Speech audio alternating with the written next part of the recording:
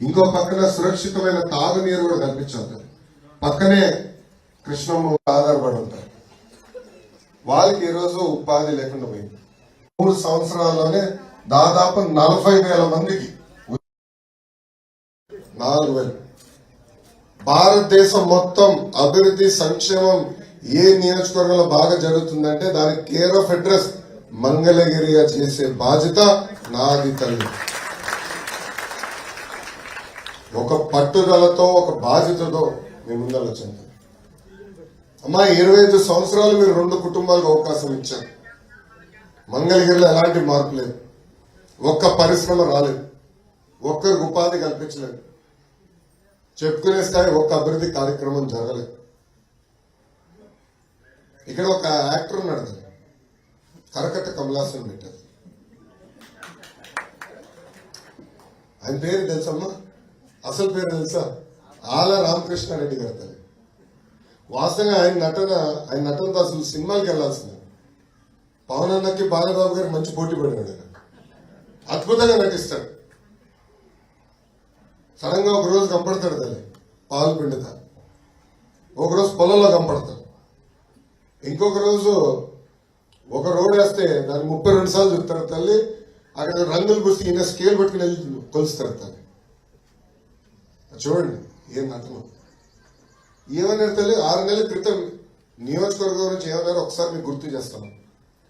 Correct గా నేను ఆ రోజు 3,000 కిలోమీటర్ల మైలురాయి పూర్తి చేసుకున్నాను పాదయాత్ర.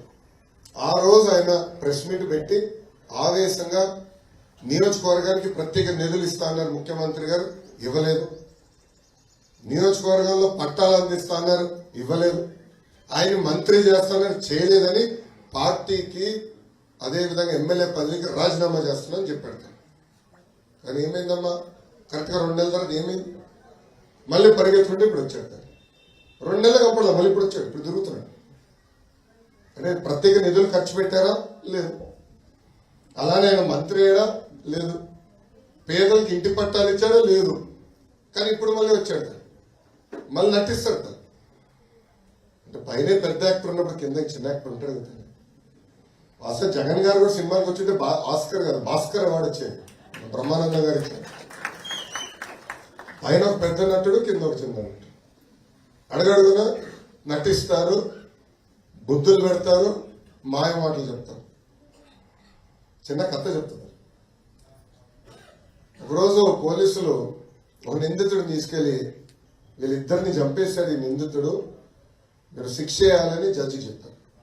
అప్పుడు జడ్జి గారు ఆ నిందితున్నాడు, ఏంటబ్బా ఇట్లా అంటున్నారు, నువ్వేం చెప్పాలనుకుంటున్నా అంటే అంతా స్టోరీ చెప్పాడు. ఎంత చదివా తల్లి తండ్రులు లేని వాళ్ళు నన్ను వదిలేసేయండి సార్, నేను ఏం తప్పు చేయలేదు, కావాలని పోలీసులు ఇరికిచ్చారు. జడ్జి గారు అయ్యో పాపం అని పోలీసులు వైపు ఎందుకే వదిలేచ్చు కదా సార్, భలే అన్నాడు, తల్లిదండ్రులు చంపింది వీడే అని చెప్పారు. అలా ఉంది ఈరోజు జగన్మోహన్ రెడ్డి గారి పరిస్థితి.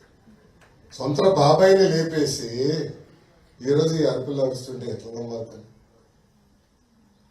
ఏమో 5 సంవత్సరాలు ముఖ్యమంత్రిగా చేశారు ఆయన. 3 ప్రాంతాల్లో రాజధాని ఆయన, కర్నూలు, అమరావతి, విశాఖపట్నం. ఒక్క అభివృద్ధి కార్యక్రమం జరిగింది. విశాఖపట్నం మొత్తంలో శంకరరావు కార్యక్రమం చేశారు తల్లి. ఆయన ఒక్క పని చేశాడు. 500 కోట్ల రూపాయలు ఖర్చు పెట్టి ఆయన కోసం ప్యాలెస్ కట్టుకున్నాడు. 500 కోట్ల రూపాయలతో ప్యాలెస్, కొండనే గుండు కొట్టి ప్యాలెస్ కట్టేశాడు.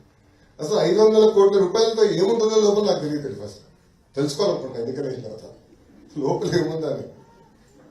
అదే కానీ 500 కోట్ల రూపాయలు మంగళగిరిలో ఖర్చు పెట్టి ఉంటే కనీసం ఒక 25-30% భూగర్భ డ్రైనేజ్ అయిపోయింది. ప్రతి ఇంటికి తాడేపల్లి టౌన్ మున్సిపాలిటీలో ప్రతి ఇంటికి మనం పైప్ లైన్ ద్వారా నీళ్ళు ఇచ్చే పరిస్థితి. అదే 500 కోట్ల రూపాయలు మంగళగిరిలో ఖర్చు పెట్టుంటే ప్రతి నిరుపేద కుటుంబానికి ఇల్లు కట్టించే పరిస్థితి. కానీ డబ్బులు దుబారా ఖర్చు చేస్తారు, అభివృద్ధి ఎక్కడ లేదు. ఈరోజు లక్షల ఖర్చు పెట్టి పిల్లల్ని బాగా చదివించుకుంటే ఉద్యోగాలు, ఉపాధి రాని పరిస్థితి.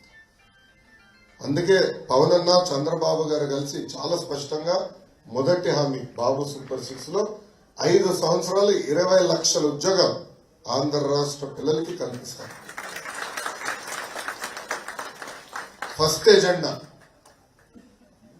తెలుగుదేశం జనసేన పార్టీ ప్రభుత్వం ఫస్ట్ ఎజెండా భూగర్భ డ్రైనేజ్ ఈటీపీ అది తప్పనిసరిగా పూర్తి చేస్తాం.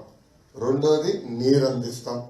మూడోది గతంలో తాడేపల్లి మున్సిపాలిటీ వైకాపా చేతుల్లో ఉండేది. వాళ్ళు అడ్డగోలుగా ట్యాక్సులు పెంచేశారు. అంటే ప్రభుత్వం పైన వ్యతిరేకతనం పెంచేదానికి అడ్డగోలుగా ట్యాక్సులు పెంచారు. ఈరోజు మంగళగిరితో పోల్స్తే తాడేపల్లి ఎక్కువ ట్యాక్స్ ఉంది. ఇంత లేదు మంగళగిరి. కావాలని మిమ్మల్ని వేధించడానికి చేశారు తల్లి. సో మన ప్రభుత్వం వచ్చినంటే ట్యాక్సెస్ కూడా రేషనలైజ్ చేయాల్సిన అవసరం ఉంది. తగ్గించే బాధ్యత కూడా మేము తీసుకుంటామని ఈ సభాముఖంగా మీ అందరికి నేను హామీ ఇస్తున్నాను. ఇప్పటికే నేను చాలా ఎక్కువ వేధిస్తున్న సమస్య ఈ ప్రభుత్వం ఆ ప్రభుత్వం ఏ ప్రభుత్వం వచ్చినా కూడా న్యాచురల్ రిసోర్సెస్ రాష్ట్రంలో విచ్చలవిడి దోపిడీ జరుగుతుంది. దీనికోసం న్యాచురల్ రిసోర్స్ ప్రొటెక్ట్ చేయడం కోసం ప్రత్యేకంగా ఏదన్నా ఒక సెల్ పెట్టి రాష్ట్రంలో దాని అనుమతితోనే న్యాచురల్ రిసోర్స్ జ్యుడిషియస్ గా యూజ్ చేయడానికి ఏదన్నా ఆలోచన చేస్తుందా ఈ ప్రభుత్వం వస్తే? ఎందుకంటే ఇలాంటి దుస్థితి మన న్యాచురల్ రిసోర్సెస్ కాపాడండి